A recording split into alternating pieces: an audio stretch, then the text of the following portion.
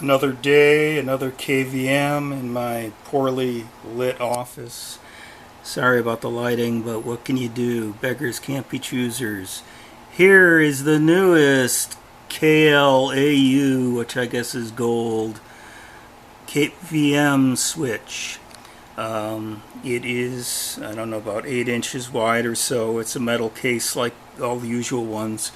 This one has the USB on the front and audio jacks on the front, hooray.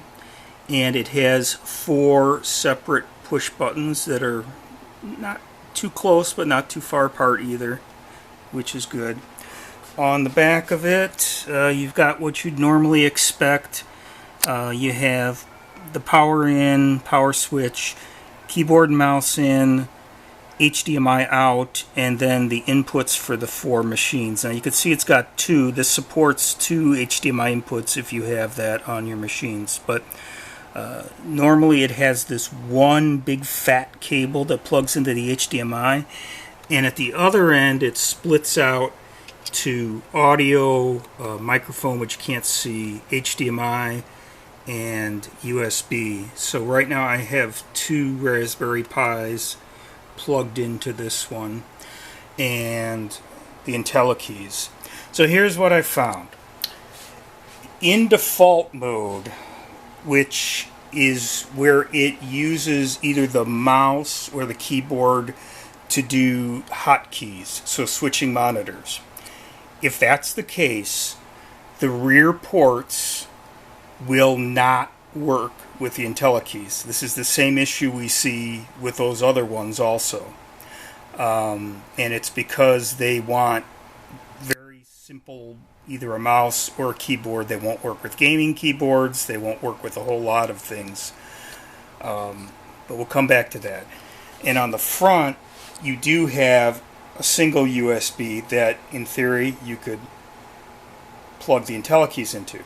So the first thing I did is I plugged it into this one. Well, first thing I did is I plugged it into the back ones, and neither worked.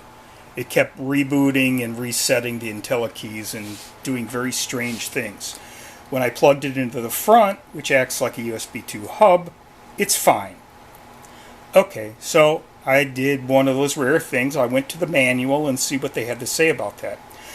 They said that if you have a gaming keyboard, or if the mouse, they have this crazy hotkey combination with the mouse, like you double click the scroll wheel twice and click the right button and it'll change the monitor, something insane. It'll act goofy, it just won't work properly. But luckily they have this little button on the front to turn off that feature. So, and like all these KVM things, they have such loud beeps. So there, I could turn it off. Now when you turn it off, and it's an easy button and it's set it and forget it, so you only do that once, then these back 2 ports act like regular USB 2 ports. So good. In other words, since you don't use the keyboard hotkeys anyway, turn that off, and you can either plug to the front if that's easier, or plug to the back. Either one will work. And by turning it off makes these ports regular USB, so if you had other USB stuff that you wanted to plug in, go right ahead. So that's good. So right now I have an Intellikeys through one of my test ones. Go into an Intellikeys, the keyboard and the mouse is working fine, which is nice. You can see up there. One feature that is neat about this one, I think, is it does have a wired control too. This one uses a USB, let's see, micro, I think, and it goes to this little control panel.